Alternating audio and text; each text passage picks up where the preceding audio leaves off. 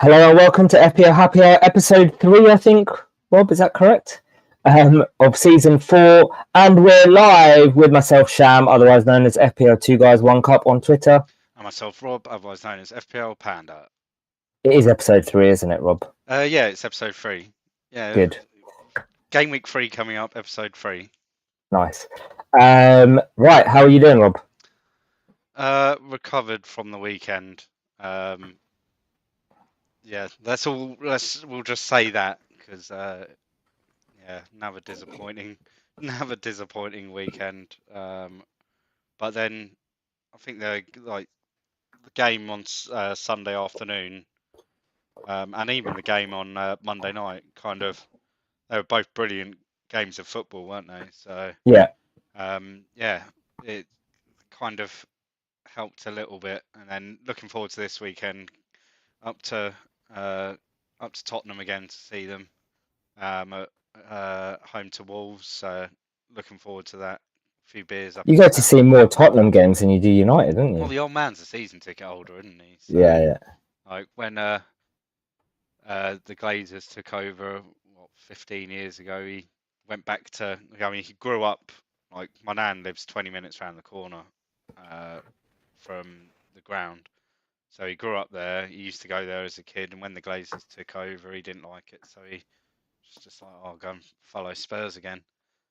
So yeah, he's a season ticket holder, and every now and again I get to go along with him. And then he's in Spain at the moment, so he can't go to the game. So me and a mate are going. The mate I'm going with is a big Spurs fan, so he came with me last year to the Spurs City game, the first game. So yeah, looking forward to it. Should be a laugh. Nice. Trip uptown for more football in the afternoon, and then boxing in the evening. Nice. Right, so let's kick on with today's schedule. What we're going to do is go through our game week 2 teams, how we fared. We'll then go through our ones to watch that we've chosen, 2 players each that we like the look of for the next few weeks and worth keeping an eye on. We'll then go through a hot topic, followed by some West Ham and United talk, and similar story to last week. It'll probably be quite depressing. And then we'll go through our squads and captaincy for game week 3, followed by a Q&A with no one in the chat to ask any questions, it doesn't look like. So, probably just end it there. Everyone's gearing up for West Ham in half an That's hour, it. aren't they? There we go. Or Champman. Or Champman in 40 minutes. There we go. Well, it's nice to get on a Thursday evening. We've got maybe a little bit more information than we would on Tuesday. Although, because there's no Friday games, no press conferences yet, that will all come on Friday morning, Friday lunchtime. But yeah, let's. Should we look at our teams and do you want to go first or should I? You go first because I think you had a slightly better week again. Yeah, by 1 point. 65 points. So Ramsdale in goal, TAA, Robertson, Cancelo and Trippier. Trippier has been really good for me, delivering, although I've now transferred him out, which I'll talk about later. With Salah, Bailey, Rashford and Martinelli in midfield, and the 2 players of Bailey and Rashford just keep being disappointing and losing me value. Bailey's gone down to 4.9 and Rashford last night went down to 6.3. So yeah, just keep losing me value there. But Martinelli's been really good for me. And then Haaland, I brought in Haaland for Kane and Jesus, and Jesus smashed it with 19 points. So overall 65 points, I think just over average, but rank wise, I didn't really move much rank wise. I think my rank at the moment's 2.9 million. Let's have a look, see what I did last week. So overall ranks 2.8 million, and last week I was 2.9. So green arrow, 100,000 places, but that's nothing at the moment in kind of the first early weeks. Disappointing start overall for me, I would say. I normally start quite strong. Last year you were right up there, weren't you? And it's like around the top 10k, weren't you? Yeah. Like within, like I was between 20,000 and like 40,000 the whole kind of. Do you think it's because of the template and the template starting so strong, Um, and then it's picking like those 3 or 4 other players that you're picking around the template. Is that haven't. that's the I think difference, isn't it? I think the two things. Firstly, um, I didn't go with Haaland game week one. Was the first thing. If I went with Haaland game week one, I would have had him for game week two, saved a transfer, and then I'd be in a stronger position now. Hmm. I think that was the first thing, and then the second thing is last year I had the template 7-8 of the template, the main players, and then the other 2-3 differentials did well for me. So I had Ben Rama, if you remember it from the Yeah. beginning of the season, because I really talked him up, and he smashed it from like 1 to 5, and that's what kind of helped me. Whereas none of my differentials, other than Trippier, is has done well, and Trippier could be replaced by James. James has got the same sort of points as Trippier, so it makes no difference in terms of again fighting the template. So my main two people in the template are Bailey and Rashford, and both of them have been shit. So that's been my problem. Why I haven't kind of done anything so far. And I think those who started with the back five, which I really wanted to do, and then kind of went away from it because I was like, well, Nico Williams is going to start every week. Why don't I save some money? And then, yeah, it just didn't work out, to be honest. But yeah, look, onwards and upwards, and we'll see what happens going forward. I might as well say it now. I've done Trippier to James for this week. So yeah, although Trippier's got a tough few games coming up, so I just think James, his ownership is quite high now. I'm not sure, is it like nearly 45%, something like that? It's getting up there. Yeah, It's there we go, 42.8. It's just come up on the there we go. screen. So I had to kind of get him in, and I think now if I look at my side, so I'm just on the website now.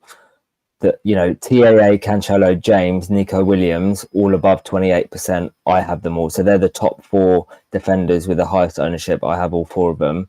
The midfielders, you've got Salah, Martinelli, and Andreas, all Pereira, all above 23. I have them all, and then forwards are Jesus and Haaland, 75 and 60, and I have them both. So I'm kind of back in line with the template. The concern with that is, how am I going to catch up with the people that are 30 points ahead of me if I've got exactly the same team as them? Yeah, And that's kind of the worry.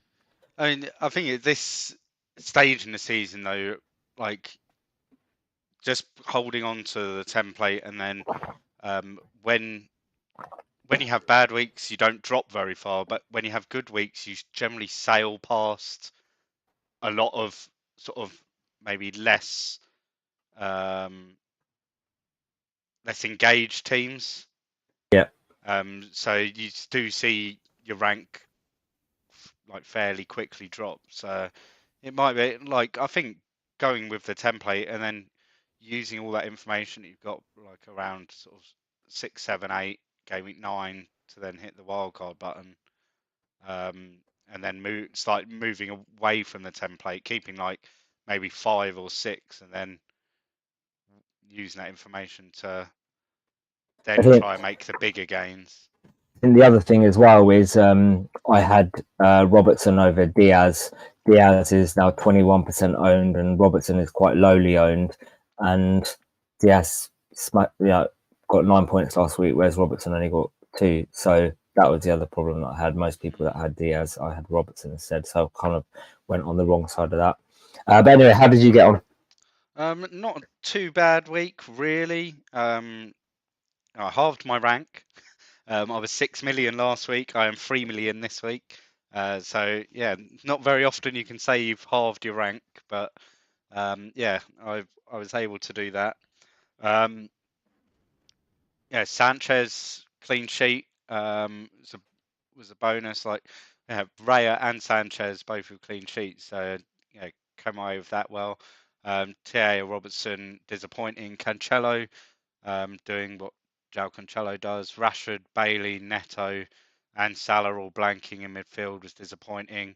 But then, yeah, Jesus, captaincy on Haaland, because I did the Kane to Haaland move. And then Mbumo, yeah, goal number 4 the other night. I even had a awkward cheer. Like, oh, at least we're getting smashed. At least I've got a return for an FPL asset. And he's not going anywhere now in my team. Like I don't think if I didn't have a Brentford, if I didn't have either Tony or Mbumo before this week, I think I would have definitely been looking at that move this week. But Yeah. the fact I've got him there, yeah, it's like nice and easy now that I have a front three that I should be happy with for a few weeks, and Mhm. sort out what's going on in the midfield, because like Neto, Bailey, Rashford, I think are three players there that are a bit of a problem.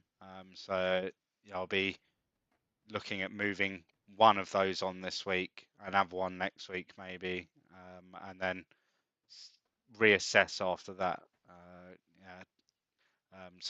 The plan at the moment is actually to stick with the double Liverpool defence, and then maybe reassess around will it be 3, 4 game week 6, when Nunes is back, and then decide, do I want to start like downgrade Robertson massively to then make an upgrade to try and get Mbumo up to a Nunes. Mhm. Probably mean a couple of downgrades somewhere, but yeah, that would then.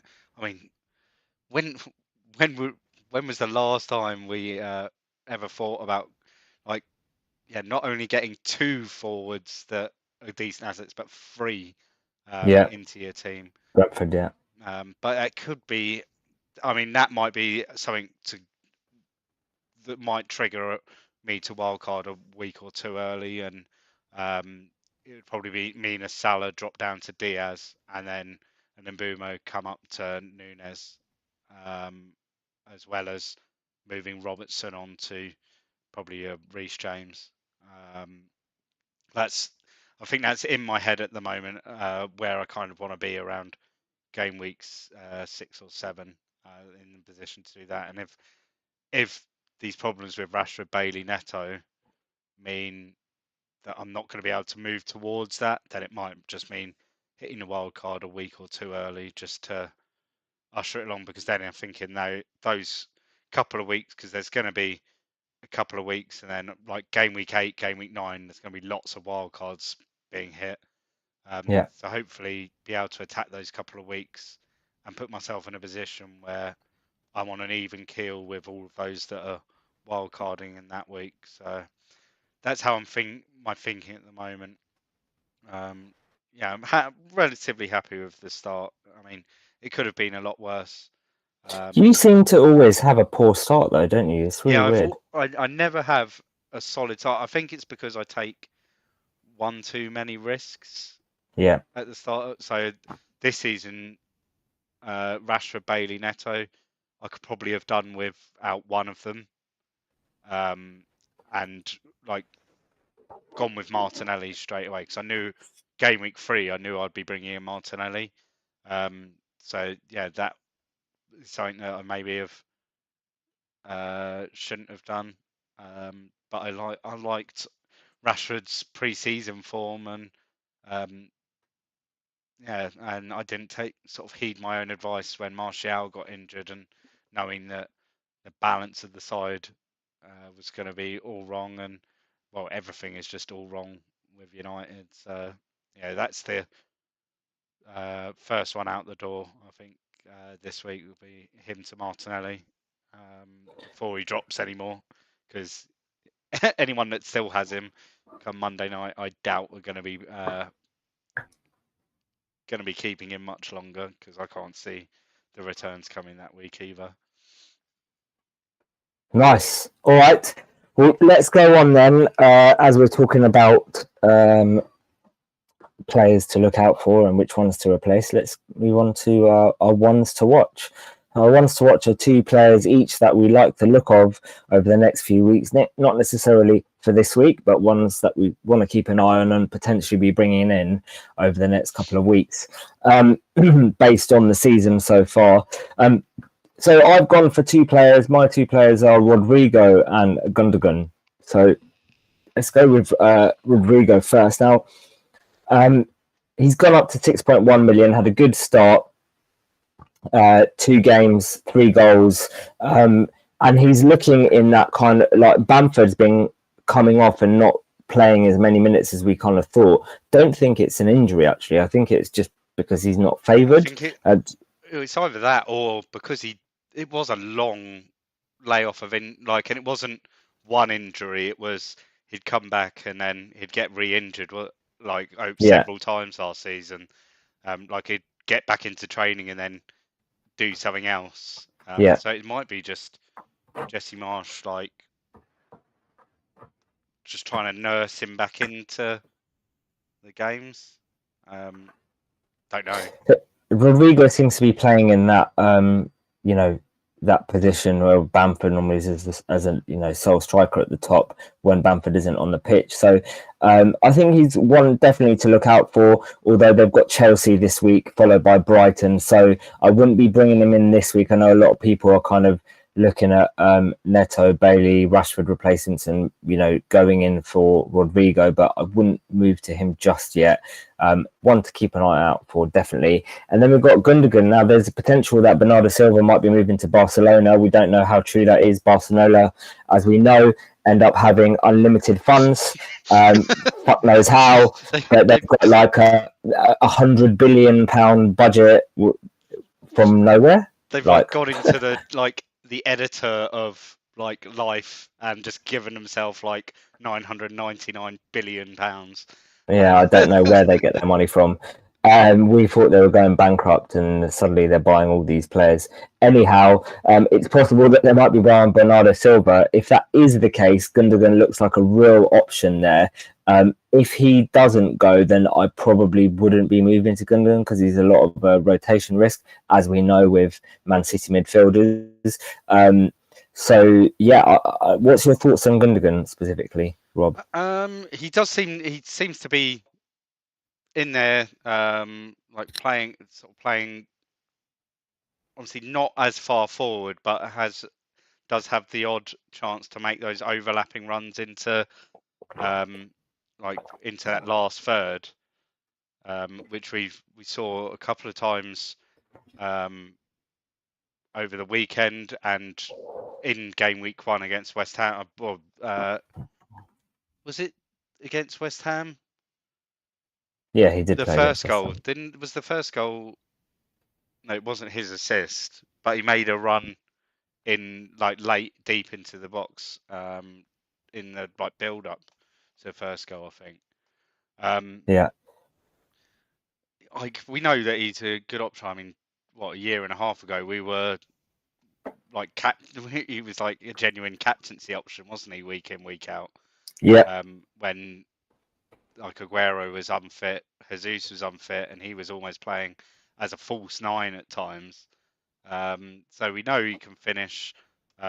He's a quality player. I'm just not sure about 7.5 million because I think if you're going to spend that sort of money, I think I'd prefer maybe Foden. Because Foden is sort of got more of a license to move forward and tends to be a lot more part of the attacking phase, whilst Gundogan's kind of that phase before, when the ball comes out from defence into Rodri and then Gundogan then passes it to a Foden, a Grealish, a Bernardo, a Mahrez, a Kane, take your pick. But I think he's probably one of the most nailed in that midfield. Yeah, no, I agree. Whilst the rest, especially when we hit Europe, I think we'll get a bit of rotation. So, but I like Gundogan, and he's 2.5% owned, so he's a nice little differential as well. Nice. Right, do you want to go through your two that you've chosen? So my two are the man that did us at Old Trafford a couple of weeks ago, Pascal Gross. His numbers weren't as impressive on Saturday. Up against, I'd say, a better side in Newcastle than Man United, which at the moment they are. but I think you can see he has been given a license sort of really to get forward in this Brighton side. And at 5.6 million, we know he's on pens as well. Yeah, I think he's a nice option to have. I'm just not sure whether I'd have him over sort of like a Rodrigo or my next player who are slightly more. I'm just and it's Brighton. I think the concern with Brighton is they don't score like lots of goals. Like Hmm. when they win games, they win them 1-0, 2-1, something like that. They don't go and batter teams 4-5-0. Um, so like you're not going to get a massive amount of returns, but like we've said a couple of weeks ago, from a sort of a 5.5 midfielder, you kind of just want to return every 3 or 4 games, really, don't you? You're not looking for a goal every other game and an assist every other game or anything like that. No. You just want something to sort of tick you over as and when you need it. So yeah, I'm just still, I think, got an eye on him. Just as Brighton have got some nicer a reasonable run of fixtures as well. My other player is Jack Harrison from Leeds, who at the moment leads the way in the league for shot creating actions. Um, and like plays almost every minute. He's missed out on 7 minutes of the first 2 games. He's picked up a couple of assists. We know from last season he scores as well. Like when Leeds have their days, he tends to be on the score sheet. Um, I think my only worry with him is I think it all relies on the form of Rodrigo and of Bamford, because there's not really any other goal scorers now that Rafinha's not there to really make up for like all the chances that he can create down that left hand side. Um, Obviously, the one damning statistic there is so far this season he has not had a shot on goal, Oh wow. on or off target. So yeah, that's probably the one damning thing. So yeah, he's got like a non-penalty XG of 0. But yeah, at 6 million, I think I prefer him over Rodrigo at the moment, and until we see Rodrigo really locked down, like if he locked down that striker spot, then obviously you'd go Rodrigo. He's playing OOP, but I think Bamford's going to continue to start games. Because yeah, I mean, who is it? I heard the other day. Oh, it was James from Planet FPL saying about like Rodrigo had a season last year, like to lock that down, and he didn't. Hmm. And yeah, it's how much patience is there with him to do it. So yeah, I do think this lead side have got a lot more balance to them than they did last season. I think they were reliant far too much on Rafinha, but there's a nice balance to them. So yeah, I think despite losing their 2 best players, I think there's maybe a slightly stronger side, like team. So I think that their assets are going to be um, in play, and because they're all nice prices as well, like Rodrigo, Harrison, Bamford's nice and cheap as well. There'll be times to jump on them as and when. So yeah, nice to keep an eye out, especially with the test of Chelsea as well. Yep. All right. I think that subject leaves us nicely, I should say, onto our hot topic. And our hot topic this week is, I guess, the pretenders, the failures, I don't know what else to call it, the differentials that have gone shit, which are Bailey, Neto, Rashford, that kind of trio. We all punted on them. Most of us had at least one of them, some of us two of them, some of us three of them. And they haven't turned out very good. So our option, our hot topic this week is looking at replacements. And I think the players that we've just talked about are good options for them. The other options we've got are, what to do with these players. So do we keep them in our side? Do we downgrade them? Do we take them out for higher priced, or just downgrade right to a 4.5 or a 4.6? What's your thoughts on this, Rob? I think with that, like upgrade or downgrade, I think it all depends on the rest of your team structure. If you're wanting to move that money, like if at some point you are looking to, like I am, to have a big three up top in Haaland / Kane, Jesus, Nunez, sort of three of those, then I think you're going to have to downgrade and look at another very cheap midfielder to go in, especially if you still want to maintain a strong defence. So you're going to have to downgrade and look at sort of around the 5 million mark and below. And I mean, the pickings are very slim down there. Like there's not much at all, especially going by early form of the season. So my thoughts on this is it depends whether or not you have one or two free transfers. So my position, for example, I've got Bailey and Rashford. I only had one transfer because I went Kane to Haaland. My move this week was Trippier to James because I thought it was more essential to get James in.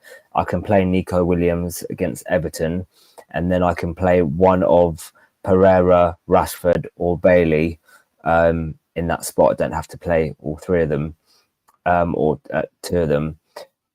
However, if I had two free transfers, I would definitely have taken out Rashford or Bailey and moved them probably down to like a 4.5, and then it gives me that extra money next week. Or I could have taken a -4, for example. I could have done Trippier to James, Rashford to Diaz, and Bailey down.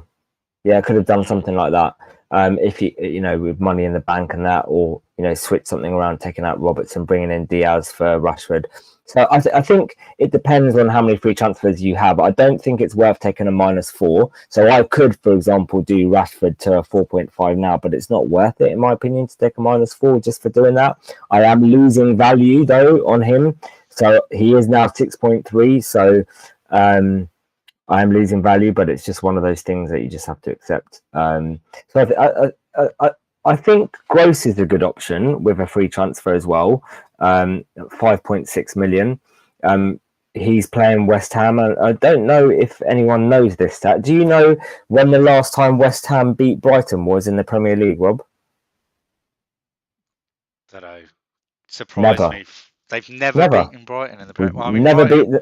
How long has Brighton been in the Prem now? Is this their 5th or 6th season? Yeah, I think 5th or 6th. So the last time we beat Brighton was in 2012 in the Championship. We beat them 6-0. That was the last time that we beat them. That was probably the year you came up. Was it the year you came up? I can't remember. Or came back up? I can't remember. Yeah. But yeah, we haven't beaten them in the Premier League. Mostly draws, to be fair. I think there's something like 7 draws and 5 losses. I think that's what it is, or 8 draws and 4 losses. And out of the last 8 games, they've all been both teams have scored. So you want to put a little bet on both teams to score, I think, this weekend. But yeah, I fancy Gross to score against us. And he's got some good fixtures coming up. I think Brighton and Brentford high up on the fixture list. So you got West Ham, Leeds, Fulham, Leicester, Bournemouth, Palace. What a great run of fixtures! So I think by you picking out Gross as ones to watch, I really think he's a decent option to he's bring something in. that I thought, you could. I didn't realise that stat with about West Ham, because my thought was that could be someone I go on to next week with the Leeds at home fixture from either Bailey or Neto onto him. Another player that you could downgrade into, who really interests me, is whether he continues to start, is Josh Da Silva at Brentford. 4.6. Very cheap. 4.6. But the question mark is then, do you want to find yourself with Andreas Pereira and Josh Da Silva in I your don't think team? that's a bad option, though, to be honest with you. Like, if we have a look at what's happening at the moment, and you've got your defenders that are, I can't see any midfielders that are worth kind of the money outside of Martinelli and 8 million and like your high premium. Like, I think personally that the build at the moment should be premium. So that's whether Son, De Bruyne, Salah. And then you've got an 8 million, which can be Diaz, Saka, Mount, Kuleveski, and then Martinelli. Like, I don't see any other kind of, consistent starter of away in that midfield. I think that's a good option personally. Yeah, I mean, especially with Brentford's run of Fulham away, Everton at home, Palace away, Leeds at home, Southampton away. They've got a nice run over the next 5, and then like game week 8, Arsenal at home, but then they've got Bournemouth away and then Newcastle away. So there's like a nice, really nice run of fixtures there. And like if you did have De Silva and Andreas, game week 8, De Silva has Arsenal at home, Andreas has Forest away. Yeah. So and it works out in this Fulham, like we spoke about it. Did we speak about it? Was it pre-game week 1? Did I say my one to watch was Mitrovic? Yes, you did. I think I Or did. was it me? I can't remember. One of us did. Because it's a different Fulham side that is built for Mitrovic to score goals. Or to miss penalties.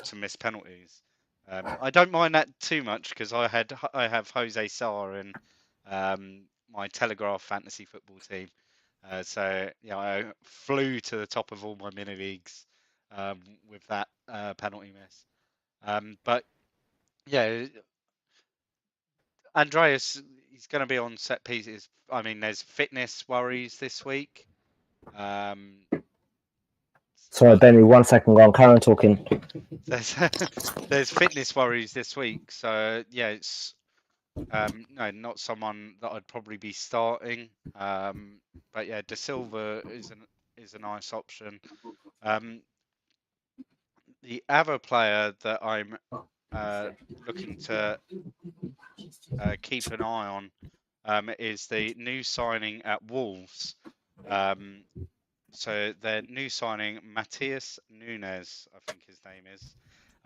They've just spent 50 million on him, and Apologies for that. He's been added in as a 5 million asset. I'm talking about Matthias Nunes. That's the Wolves player, isn't it? Yep. So Wolves have just broke their club record for a transfer, 50 million. Really splashed out on him. There wasn't much to go by because the Portuguese league is horrendous for stats. Like they'll give you goals. Is he a defensive midfielder or? He's a sort of a box to box centre mid. So he, like last season he picked up, I think it was like 3 goals and 6 assists. I think it was over like 27 games. But obviously Bruno Lage has spotted something to spend that sort of money to sit into that midfield, because he's going to play. They're not a club that spends 50 million on anyone. So yeah, there's no chance of him not being an almost guaranteed start. Maybe not this weekend against Spurs. He might come on against Spurs this weekend, but I can't see him starting. But then Newcastle next week in game week 4, he starts, and that could be. I'm not saying I'd jump on him straight away. Um, I mean, if he smashed it against Newcastle, I think game week 5 Bournemouth away, it could be too tempting to have someone that you can go very much sideways Neto to him if he did show up and produce something. But yeah, it could be someone to keep an eye out on for sort of, especially later in the season, because that's a tasty price point for him as well as your old friend, Mr. Lingard. Yeah, Yeah, wanker. he's down there as well, price wise, and like there'll be parts of this season that he will probably be reasonable value down there. I mean, I'm not saying jump on him, but there'll be times when it won't hurt probably to have him in your team. 'Cause, yeah, it's very much their attacks tend to go all through him. So I mean, he's not like the best creative player in the league by a long way, but for Forest, he's a very good asset for them to have, and something like him in game week 6, because they play Bournemouth in 6, Leeds in 7, Fulham in 8, Leicester in 9, Villa in 10. Like they're the sort of games that Forest are going to throw absolutely everything at, because they'll be the games that they know they can uh, nick something, and they're a team that has to they they have to stay up this year with the amount of money. I think it's like 140 million they spent Spent now. a lot of money.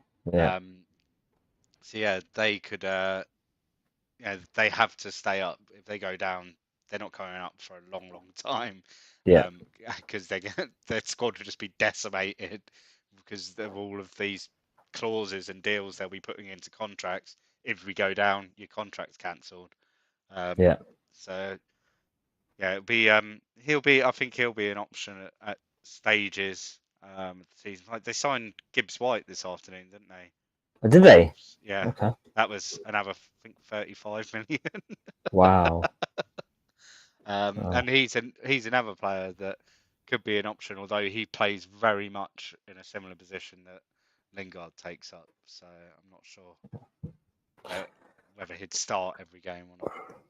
All right, let's move away from FPL slightly and let's talk about our own teams, West Ham and Man United. Rob, I'm going to let you go first this time. I think I mean, I could just sit here and say exactly what I said last week, because a lot of it still applies. No midfield. Um, there's no fight in them. Okay, let's do this But a different way then. Did you see anything on Saturday's game that surprised you, shocked you, anything different to how you felt last week? It doesn't have to be, it can be they positive or negative. they were. I didn't think they could get any worse than they were against Brighton. Um, I think at the moment for me, I truly believe that there's an end is coming to what's going on at the club. It, it's rotten from the top down, as we've heard. Like we hear it almost every time on Sky Sports, don't we? Do you know what I don't understand though, Rob? And maybe it's my ignorance because I don't really understand it, and you could tell me as a United fan. What is it the problem when you say it's bad from the top? They're spending money, aren't they? Or is it they're not spending money? So when the Glazers took over back in 2005, they brought with them a lot of debt, which they put on the club. That debt is gradually being paid off by the club. Whilst the club is paying this debt, the Glazers are still taking their dividends from the club as well. Right. And the club is using the money it has left that it's generated to buy players. Now we've seen other owners, like you look at Abramovich at Chelsea, you look at Mansour at City, you look at Todd Bowley's come into Chelsea in this summer and spent a lot of his own money on improving the club both on and off the pitch. Like you look at what they've done at City in the last 15 years. Like they got the stadium from the Commonwealth Games, but they've built like state of the art facilities around the stadium. They've built state of the art facilities for them to train on. The academy they've improved. Absolutely everything at every level they've improved. Now at Man United, 25 years ago they moved into Carrington, and it was the best training ground in the world. It's state of the art. It's now one of the worst training grounds in the league because it hasn't moved forward. It hasn't had anything invested into it. So it's not that the fact that they've spent like I think it's like 1.9 billion on players. The club has spent 1.9 billion on players, or something ridiculous, or is it all 1.3 billion on players? But when was the last player? Who was the last player we signed that we really needed that actually performed? Because like we could argue that And is that the Maguire. Glazers' fault then? Well, yeah, who employs the recruitment? Well, isn't it the manager's fault for not getting the right players that they want? No, because so the manager says, I want that player. Yeah. So they'll scout out a player. They'll say, this is the player I want. Then they'll create a short list below that player of players that fit that mold, that are more attainable maybe. If you can't get that top player, then you'll get this player instead. If you can't get Frankie De Jong, you'll get Casemiro. If you can't get Casemiro, you go and get Scott McTominay. Like essentially, like in this order. And every year, instead of getting the player that I believe that Van Gaal wanted, Moyes, he wanted who did he want? Wesley Schneider, and I think he wanted Schweinsteiger as well in centre midfield. He got fucking Marouane Fellaini, and he got Juan Mata. But do we know that this is the Glazers' fault though?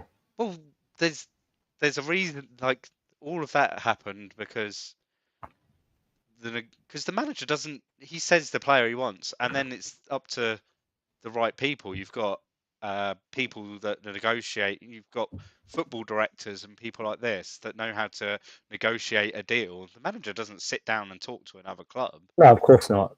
Yeah. But that was then dealt with for up until this time last year. That was all dealt with by bankers and businessmen. So they were always looking at the best way to make money, not the best way for the club to improve on a football pitch. And like that, I mean, last year, did we need Ronaldo? Not Probably, really. yeah, probably not. But at the time, it was the best way to make some quick money because the shirt sales paid for like a year's worth of a week's wages for him alone straight away in the first day. Like that was how powerful that was. And the same with uh, Angel Di Maria, Radamel Falcao, Schweinsteiger. Like all of these players, they're not bad players, but they were bought for the wrong reasons. And in the end, it's cost many a manager, and then it's led to this dressing room ethos of that these players are more important because like there's players in that dressing room that have seen. Well, Marcus Rashford was given his debut by Van Gaal, so he's seen Van Gaal, Mourinho, um, Giggs, Carrick. Oh no, not Giggs. Van Gaal, Mourinho, Carrick, Solskjaer, and Ten Hag, and he only made his debut like 6 years ago. And the Well, other guy last year, Ryan Ragnick. Rangnick, yeah. So Yeah. six, and he made his debut in what 2016. Yeah. So six Well, six managers in 6 years. Rob, this sounds like this could conversation could go on Oh, we could forever. sit here. I mean, So I think maybe we can hopefully do a special on it one day or something. we can do a special in December when the ownership finally changes. Because I mean, I've listened to lots of uh, podcasts like from genuine in the knows, and the news sort of they're coming out with. Like yesterday, the big news was that the Glazers are looking to sell a minority share in the club, but there's sort of there's people that have actually got their foot in the door, either stateside with the Glazer family and their business out there, or behind the scenes at United that believe that they're willing to sell the whole club, and it will come sooner rather than later because of the pressure that they're being put on. Because there's going to come a point where they're not going to be making money, and things are going to turn very nasty. Like, they already have started to turn very nasty very quickly. And like Monday night, Avram Glaze is going to be there on Monday night. Oh, just a quick one on Monday night. People talking about a potential. I should have mentioned. So a potential the game being called off because they reckon because of this, protests. What's your thoughts on that? Have you heard anything? If you're going to captain Mo Salah this week, vice captain someone that isn't a Liverpool player. Do you think it might happen? Well, we said it wouldn't happen a couple of years ago, 2020, 2021. What was it, game week 36, and uh, Man United v Liverpool, it got called off because of crowd trouble. I could see that. Yeah, I mean, I wouldn't say it won't happen, but there's a possibility it can. It's not going to be a nice atmosphere outside the ground. Um, so yeah, I wouldn't. I think that's the only thing I'm nervous about with three Liverpool players in my team. Not nervous about. I think if they get on the football pitch, they're going to smash it. But it's the fact that there is a small percentage chance that the game ends up not happening. It all depends on the police and everything like that. But it's Let's do a nasty. special on the Glazers maybe in a few months' time and where Man Al United are. Bryan in the chat said Liverpool should be awarded the 3 points if it happens again. Yeah, give them the 3 points. They need it as well at the moment, don't they? Two he's points of he's a them. Liverpool fan. This Brian is a friend of mine. He's a Liverpool fan. Well, like I was thinking, like, imagine if United did somehow pull off a result, they'll be above Liverpool. Yeah. I mean, Yeah. all of this Brian, news with Brian, United. what do you think? Do you reckon United will beat Liverpool on Monday? I don't think we got a chance. Yeah. No, I was going to say, like, I was going to talk about West Ham, but also I was going to talk about Liverpool. I guess while we're talking about it, I might as well bring it up now. What do you think's happened to Liverpool? They're already 4 points behind City, and they're only 2 games in. I think it's squad depth. If you look at Yeah. the depth of their team, you look at the midfield that started the other night. A couple of injuries, and it's just decimated their midfield. And so they got outmuscled and just beaten by Palace. Really, I I absolutely love Joaquin Anderson. I think he just schooled Nunes Oh, completely. in English defending. Yeah. Because I've done that sort of thing to so many players myself. play at centre half, and you just you give them like every time they come near you, give them a nudge in the back, like just make them feel uncomfortable. And he did that for well, what 65 minutes.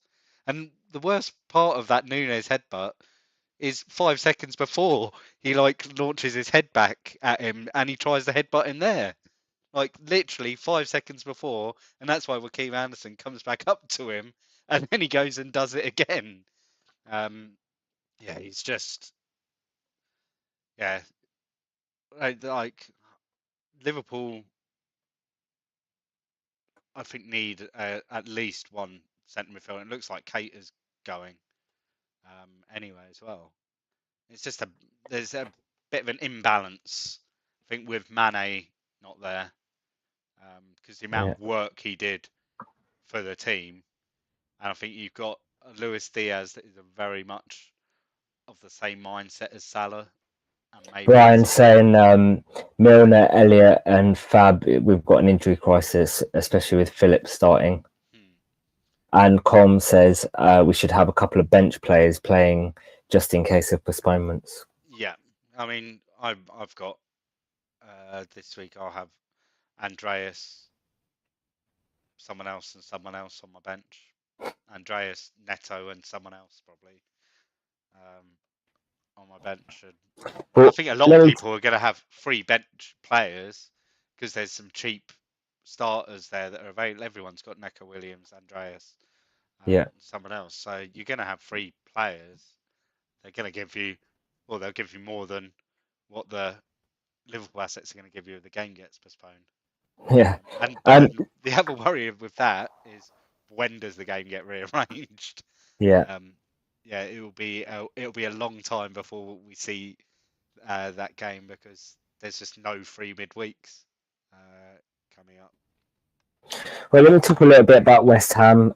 Last week I said it was we played City, so it's very difficult to tell what when West Ham were like, and that I would have a better idea after we played Forest. So I have a better idea now, and it feels like having watched the game on Sunday and the way that we're playing at the moment, it feels like we're still in pre-season. The way that we're playing, we had loads of chances against Forest, and we just couldn't finish them. Bowen looks like a completely different player to what we saw last year. I didn't see hardly anything from him that made me think you're worth 8.5 million in the slightest. Ben Rama played great. Really, really good chances from Ben Rama. I thought he was our best player. Declan Rice, obviously missing a penalty. I have no idea why he's on penalties. I think he's taken 4 and missed 2. He's missed at least 2. I know that for sure. Um, and the ironic thing is, just before we got that penalty, Scamacca and Lanzini were about to come on, and Lanzini's our usual penalty taker when he's on the pitch. And then obviously Declan Rice. Then obviously we got the pen and Declan Rice took it because Lanzini wasn't on the pitch. However, I am hopeful. We signed Cornet. I really liked Cornet at Burnley. I think he's a decent player. Scamacca looks lively. So I think let's see. We're playing Viborg tonight. I think it was 0-0 last time I checked. With 20 minutes gone, and on the weekend, Brighton at home. As I said, Brighton's our bogey side. I wouldn't expect to get a result against them. I'd be happy with a draw against them.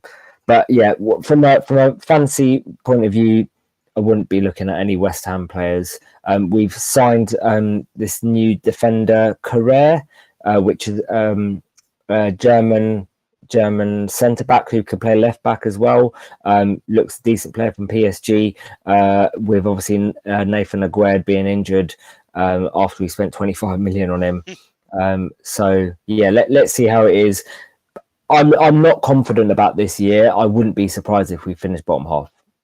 From what I've seen so far, I can't see us challenging for Europe again based on what I've seen so far. Yeah, I mean, But maybe it'll be different after a few games. yeah, I think, yeah, mate, like I think when you get to game week 7 against Newcastle, I think if you haven't seen them put in a performance there, then it's probably like time to really worry. Because like Brighton at home, Villa away, and then you got Spurs, then you got Chelsea. Well, I've just noticed, based on the Premier League table, both of our clubs are in the bottom two. Great. Yeah, I think. I mean, it's like for United as well. If I don't see a performance against Southampton next week, then I think the alarm bells are going to start to really, really ring, like more Yeah. than they are at the moment. Like West Ham, I think got a bit more time because they've got some trickier games coming up. But yeah, we go and lose away at Southampton, then go and lose at Leicester, then we got Arsenal at home, and that would end up being humiliating. Um, but it's all right. Game week 8, we play Leeds, and Leeds at home. That's like a 4 or 5-0 Yeah. normally. Right. They're still beating us at the moment. Let's go back to FPL then, Rob. What's our teams looking like for game week 3? If you've got any questions, drop them in the chat and we'll get them covered. As we'll be ending the stream in the next 10 minutes or so, probably just before. So for me, I don't think I've dropped you what my team is looking like, have I? So my bus team this week is Ramsdale, and I'm going with 5 at the back. So as I said, I went Trippier to James. So I'll be with TA, Robertson, Cancelo, Nico Williams, and James. Nico Williams played really well when I watched that game. So obviously we played Forest. He had 4 shots and 2 shots on target. Like he should have scored. Hit shot tiers in Sky, which Yeah, for a really cheap defender is really good. Yeah, he played decent. And then I've got Salah, and at the moment I've got Pereira starting, but obviously we're not sure on his injury status at the moment due to play Brentford. Martinelli, Haaland, and Jesus. And at the moment I've got Jesus captain. I think Arsenal, they play a very similar style to City, and I just think that they're going to do what City did to Bournemouth last week. The way that they're playing at the moment, Jesus just on fire, so I've got him as captain at the moment. I imagine Salah and Jesus will probably be similar percentage owned, effective ownership. Quite similar to how it was with Salah and Haaland last week. Yeah. I think it's going to be Jesus and Salah this week. And then on the bench, I've got Rush. So yeah, that's how I'm looking at the moment. What about yourself, Rob? So I'll have Raya in goal, TAA, Robertson, Cancelo, Williams, with as a 4 at the back. Rashford is going to become Martinelli. I'm going to drop probably Neto to the bench. I don't really fancy Wolves on Saturday at Spurs. Salah and Bailey. I'll have Neto as my first bench. So yeah. Oh, just a quick one. West Ham are 1-0 up. Scamacca scored and Cornet assist. Oh, there you go. Then Mbumo, Haaland, Jesus up front. And yeah, I'm gonna go with captain Jesus. I know that Salah will probably go off against United, but yeah, I think, like you said, this Arsenal side look pretty ruthless. So I think they've got some goals in them. They look like they're trying to make a statement at the start of this season, because in lots of seasons, sort of in the past 15 years probably, I don't think they've had good starts to any season, and they really seem to be making a statement at the moment. They put in 2 decent performances, and I think they'll go with a third one and go 3 on the trot, which is very rare at the start of the season for Arsenal. Don't think they've got 9 from 3. So yeah, backing Jesus. Nice. Well, we've got a question from Com on the chat. How mad is a Vardy captain pick this game week? I had him for game week 1, especially for this week. What's your thoughts, Rob? I don't think it's that mad. I think not too sure. Well, Vardy in himself is a differential. His ownership is, I'm guessing, probably going to be quite low. Let's have a look. What is his ownership? And so having him in the side is a differential in itself. He's 4.3% owned. So when there's other picks like Jesus and Salah that are going to be over 100% and are good captaincy options, like it's different where if they're shit captaincy options, but they I are think good, then I don't think it's worth taking the I risk think personally. yeah, personally, I'd go like Jesus would be number one. I'd probably say Haaland is probably slightly ahead of Salah, maybe at number two, and then Salah number three. I'd probably even have I'd have Madison over Vardy personally, but if I've got Vardy, KDB over the both of them as well. Um, I think yeah, there's it's probably like sixth or seventh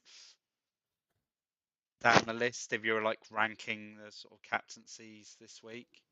yeah, You'd throw in like Kane and Son in there as well. Would I think they're probably equal to Vardy or Madison, um, maybe this week. I'm not sure. Like you said, I think the fact you've got him as a differential anyway, you're going to get the gains. Might yeah, agreed. might be a bit greedy to go for it, but I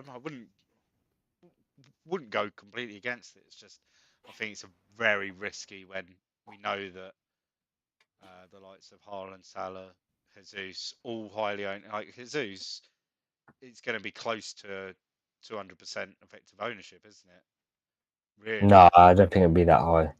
it's going to be in the like 170s, 180s. No, I don't think it'd even be that He's high. 75% owned. Yeah, I think it'd be 150. He's 75% owned. He only Yeah, needs to hit 150. He only needs what? 50% of his half his owners. owners to Yeah, I captain don't him. think he'll be more than 150, 160. He only needs like what 2.5, 3 million people to captain him, and that's it, done. We'll Um, see. like, yeah, I don't think it's the time of the season to be jumping out with a wild Jamie Vardy captaincy. No, I agree. Right, Rob, anything else before we end the stream? Um, no, No. I need to remind myself to buy some gin for Monday night. To enjoy my Monday evening. Monday night football is going to be fun. I prefer it was postponed till after Christmas when we've got like new owners or a new owner. Yeah, I'm not looking forward to it, but looking forward to Spurs on Saturday. Nice. Yeah, I don't know the last time You should just become a Spurs fan, mate. yeah, the last time I wasn't looking forward to a Man United Liverpool game, and I'm like looking forward to another team's game instead. So it's been a long time. Normally, yeah, it's the first game when the fixtures come out. You have a look, um, but this year, even up until before Saturday's game, I was still looking forward to Monday night. But now it's just, I know it's just going to be a chore to watch, and it's just going to be an angry watch. Um, so, they could pleasantly surprise everyone. Rashford could just put himself in FPL troll history and like just go mental. Suddenly realise that he's a footballer. Yeah, we shall see. All right. Well, thanks for tuning in. You can find us on Twitter at FPL_happy hour. We're also on a number of podcasts at Spotify, and our YouTube channel is FPL Happy Hour. Please like, subscribe, and share, and all your retweets on Twitter are appreciated. Until next week, have a great game week. Cheers, guys.